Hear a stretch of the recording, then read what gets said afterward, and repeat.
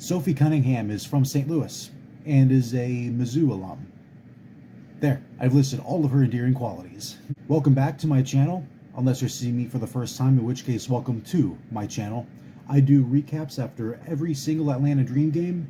I'm far from the best person for the job, but someone has to. If you know of anybody else out there who does the same thing, talks about the Dream on YouTube, please tell me about them. I would love to see more Atlanta Dream content on here. I'd like to see more WNBA content on here. It's not always very positive, so I'm here to change that, even if only by a little bit. Dream win 85-75 over the Phoenix Mercury. About damn time they got another win. Let's talk about the game.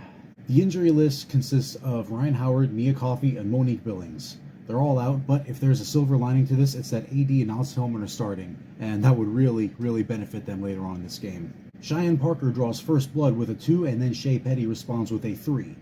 It's a pretty competitive game early on, nobody really pulling away. Phoenix is getting everything they need from the players expected to, and Atlanta is a very well-rounded team, if you will. Hillman, Parker, Wallace, and AD are all contributing early on. It's a very fast pace, and so far, the Dream are keeping up.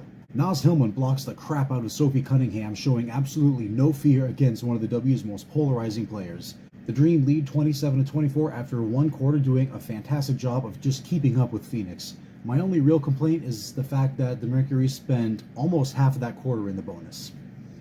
Not a whole lot of scoring going on early on in the second, despite some pretty good ball movement and cycling by Atlanta in their own zone, especially by Ari McDonald.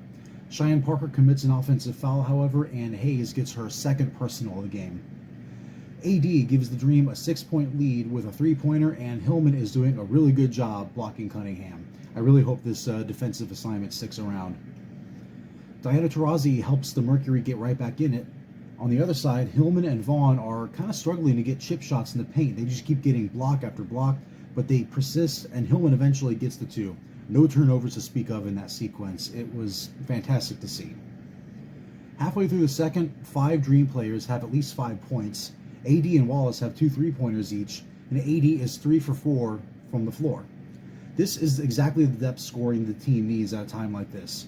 This is the kind of depth scoring that they need when Ryan Howard is playing. If they can do that and sustain it while Howard is playing, then this is easily a very deep playoff team. Tiffany Hayes gets fouled by who else? Cunningham, and gets a single free throw, which is significant because that is her 1,000th career free throw, the 25th player in the WNBA to ever do that. Unfortunately, she goes to the bench almost immediately after she's called for her third personal foul. The Mercury are in the bonus again, but for the final 3 minutes, Atlanta would also be in the bonus.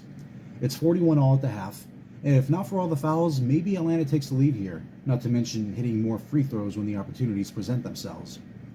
AD leads all Dream players with 9 points, and once again, I just love the depth scoring here, just the depth play in general. This team is far more than just Howard, Hayes, and Ari, just the usual suspects. Things are still pretty even to start the third. Both teams are getting some pretty good looks, and Sophie Cunningham gets her third personal. Erica Wheeler makes a fantastic steal off of Shea Petty and the 2 to top it off. Cunningham would respond by scoring her 100th career 3-pointer on the next possession. Hey, who says I can't give credit where it's due? And then she turns right around and gets her 4th personal foul. She tried to run over Tiffany Hayes, but I guess she didn't run hard enough. Cheyenne Parker is absolutely the MVP in the Dream, taking the 7-point lead. She's 9 for 12 from the floor. The rest of the team is 19 for 50. Megan Gustafson is given way too much space by Atlanta to score the easiest 3 of the game, but Wheeler would respond with 2 consecutive 3-pointers of her own. Skylar Diggins-Smith would bring the deficit to 2, and it looks like the third is going to end 64-60 in favor of the Dream, but Shea Petty hits a half-court buzzer beater to make it 64-63. The Dream still lead, but damned if that doesn't give the Mercury some serious momentum. On the bright side, Atlanta has only 1 team foul that whole entire quarter, showing excellent discipline and also keeping turnovers low. The Mercury are also limiting turnovers, but at least the Dream aren't really shooting themselves in the foot because of it. Cheyenne Parker makes her case for game MVP by hitting a layup to start the fourth. And that was pretty much the only serious note I took that quarter. The Dream just outplayed the Mercury. They outscored them 21-12 and won the game 85-75. The Dream are now 9-2 against sub-500 teams. Earlier in this season, I called this team jobbers, or jobbers to the stars. Well, sometimes even jobbers can get wins. Sometimes they get really big ones. Sometimes they get statement wins. Atlanta had moved up to 6th place with a tiebreaker over Dallas.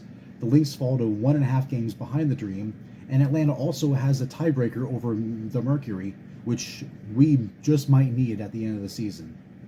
4 out of the 5 starters for Atlanta had double-digit points. Tiffany Hayes has 16 points, 7 rebounds, 6 assists, and 2 steals. Erica Wheeler, on the other hand, 14 points, 7 rebounds, 7 assists. Cheyenne Parker, meanwhile, joins Sancho Little, Erica D'Souza, Elizabeth Williams, and Courtney Williams as the only players in team history to earn 5 or more double-doubles in a single season. And Kia Vaughn became the first Dream player since 2019 to earn 9 rebounds in a game while playing less than 18 minutes. The other two were Alana Coates and Monique Billings. And for the 3rd time in team history and the 2nd time this season, the Dream won a game where they shot 50% or less from the free throw line. The next game is this Tuesday against the number 2 team in the league, Las Vegas. I'll see you then.